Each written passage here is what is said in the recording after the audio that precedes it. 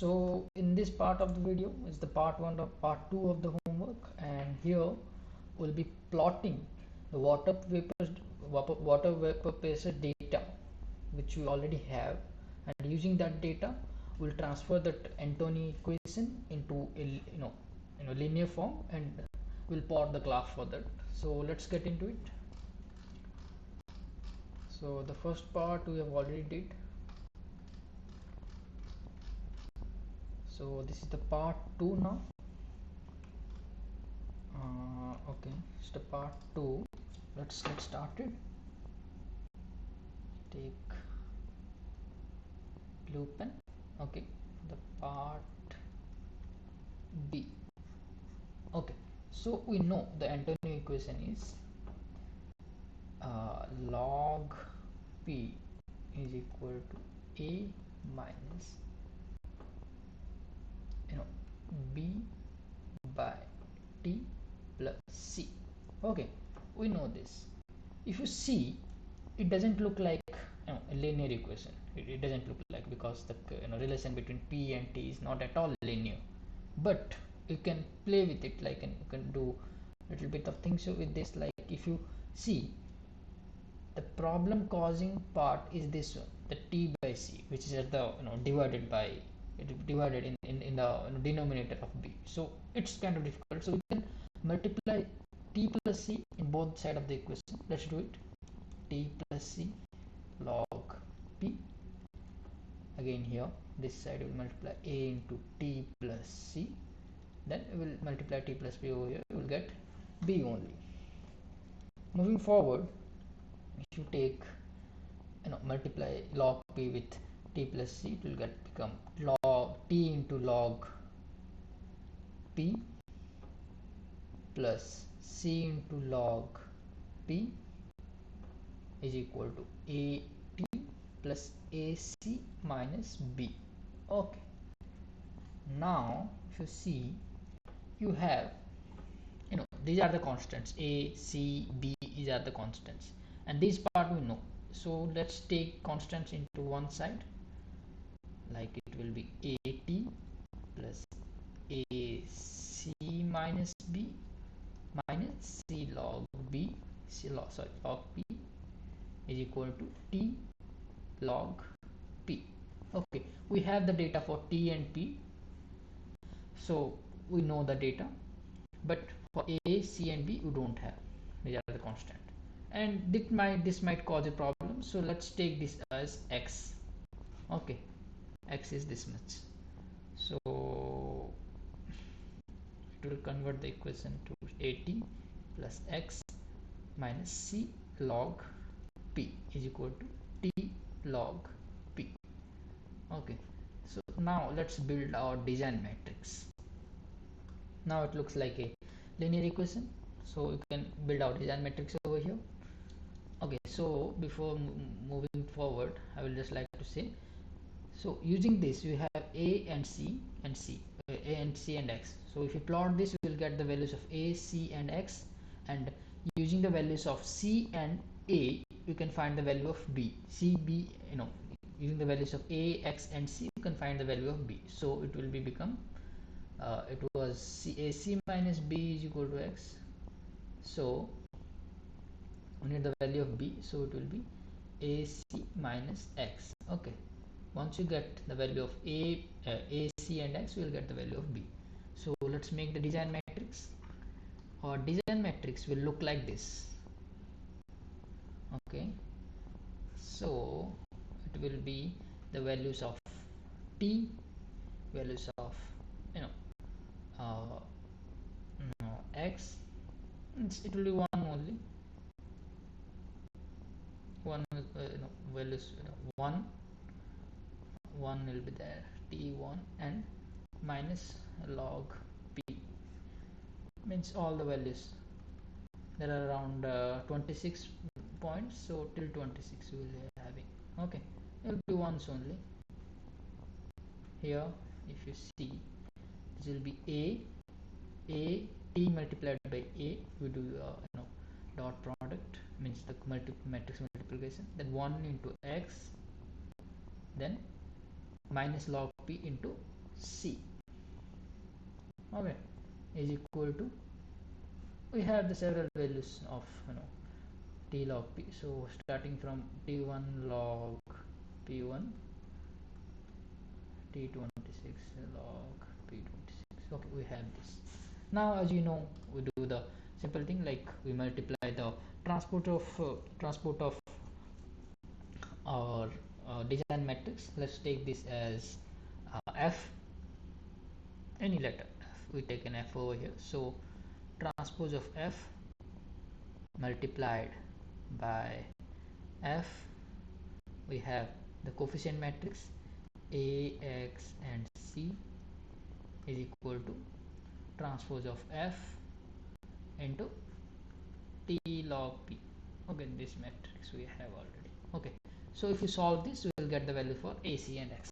So let's get into coding. We'll do the code and get the values of a, c and x, and we'll plot. Okay, we'll plot over here. So before doing anything, we need to get the values. Okay, so here we got the link, you copy and or open it in a new tab. You see these are the values of t and p. Okay, t and p. But to get these values in our Python code, we need to write this thing I, exclamation mark I wget, then put that link, shift enter. Okay, then we need to get the data. Let's take some variable. Let's take raw is equal to okay, we need to import that thing to get that thing, like np.raw data.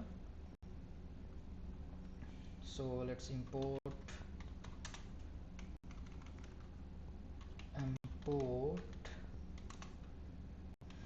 numpy as np, then from plotly dot subplots import make subplots. Okay, we got these two. Now that's for raw is equal to np dot load text.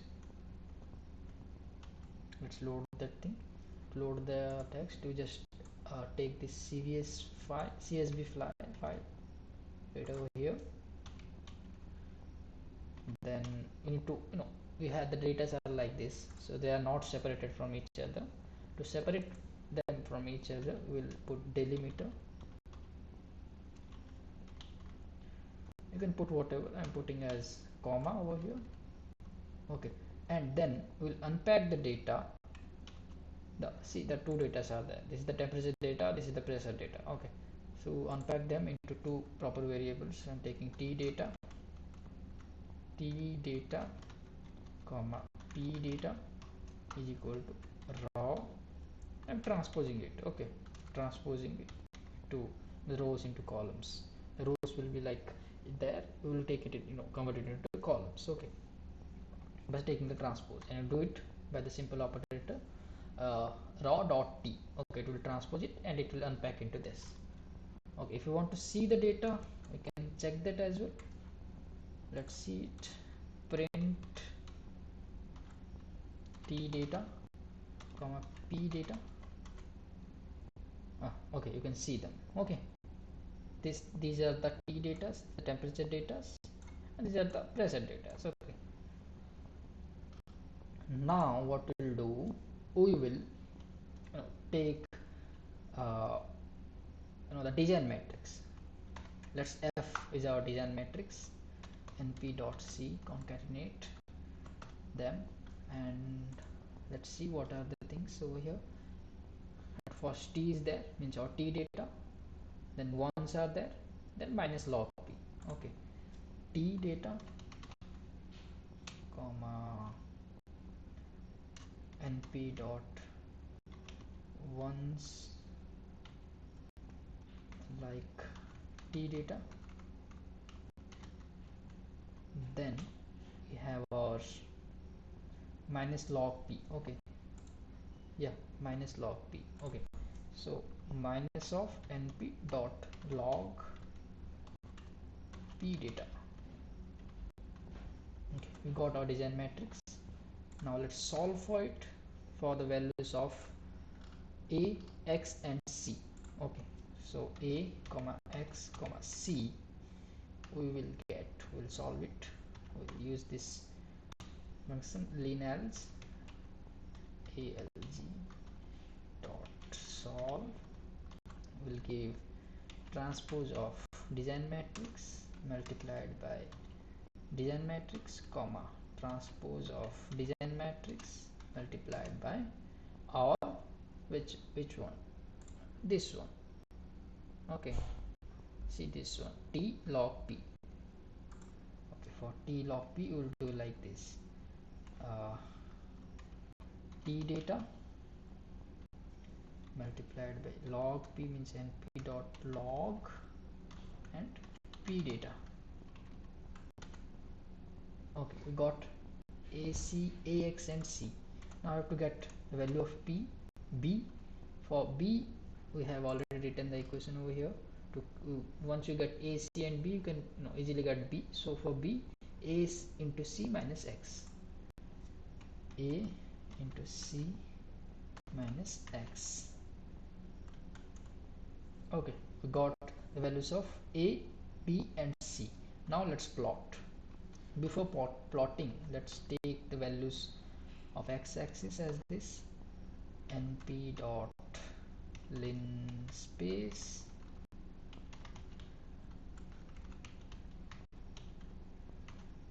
okay, we'll take the minimum value of t data, then the maximum value of t data,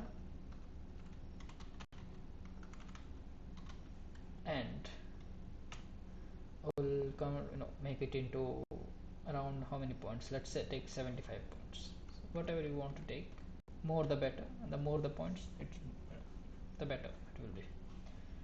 Okay, now we got this. Let's start plotting. Figure is equal to make subplots, make subplots,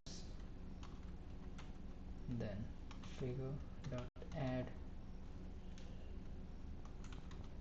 scatter x is equal to t data, y is equal to p data, comma mode will be markers always. Okay, it will be small because Python is a case sensitive language. Then again figure dot add scatter x is equal to tx, because now this time we are taking our data tx. Okay, means the minimum and maximum data. This one we're directly plotting from the the data we have. Okay, and we will compare it with this. And y here it will be, see, we will just take the normal method here.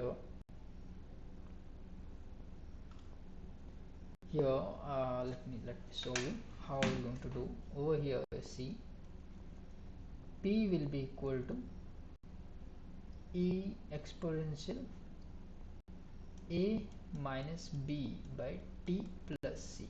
Okay, we'll put the values of a, b and c, and we'll plot. We'll see how close it comes. Okay, and in this way we're going to see the we'll get the idea that how close you are getting, how close your approximation, and how accurate our values of a, b and c. Okay, so let's do it. It was np dot exp, means y means here the value of t is equal to, it's a minus b divided by t plus c. Okay, we got it, this one, t plus c, you need to put it in brackets, and that's it. And also we have taken as log things, so we need to add this as well. Figure dot update y-axis, types, type is log. Okay, and to give it some more aesthetics, we will put as figure dot update layout, width, let's give it as width is equal to 600, comma height is equal to 400. Let's make it more around 600. Let's take this 600 for the height and 1000 for the width, and template will be plotly dark, and let's plot. Okay, some error is over here. I'm missing one. Okay, it should run now. T data tx. Okay, yep, I missed this over here, that's why I put in T. Okay, now it should run. Marker, okay, marker spelling, I made mistake over here. Now it should run. Okay, see, we got the perfect plot, perfect fit. Means the values of A, B and C which you derived are almost similar, and we got a good plot. So this was it for the part 2. We plotted the multivariate equation. Okay, so that's all. Thank you.